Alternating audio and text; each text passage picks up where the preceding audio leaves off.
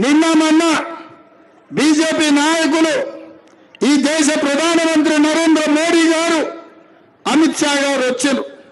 10 ఏళ్ళు వాళ్ళే కదా ప్రధానమంత్రి ఉన్నది, హోంమంత్రి ఉన్నది.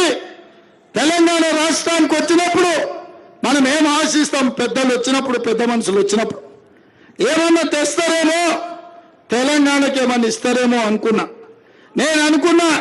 నేను గతంలోనే ఆయన పోయి అడిగినా, మా పటాన్ చెరువు రామచంద్రాంపురం వరకు మాకు మెట్రో రైలు కావాలి అని.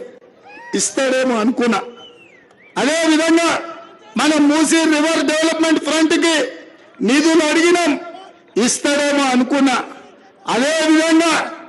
అదేవిధంగా బయ్యారం ఉక్కు కర్మాగారం, Warangal railway coach factory, Rangareddy జిల్లా చుట్టూతా ఐటీ పరిశ్రమల కోసం అనుమతులు ఇస్తాడేమో అనుకున్నాం.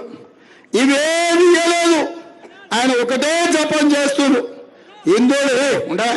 హిందువులు ముస్లింలు ఇవాళ మీరు కొట్లాడుకోండి, మీరు కత్తులతో ఒడుచుకోండి, మీ రక్తం చిందాలి, మేము ఓట్లలో గెలవాలి అని ఈ ప్రయత్నం చేస్తుండ్రు.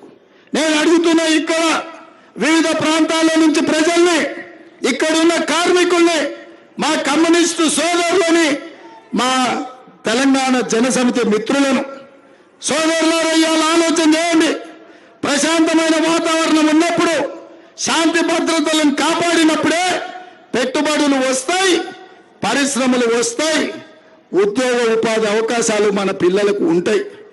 అట్లా కాకుండా రోజు మనం కొట్లాడుకొని సాస్తుంటే ఎవరైనా పెట్టుబడి పెడతారా?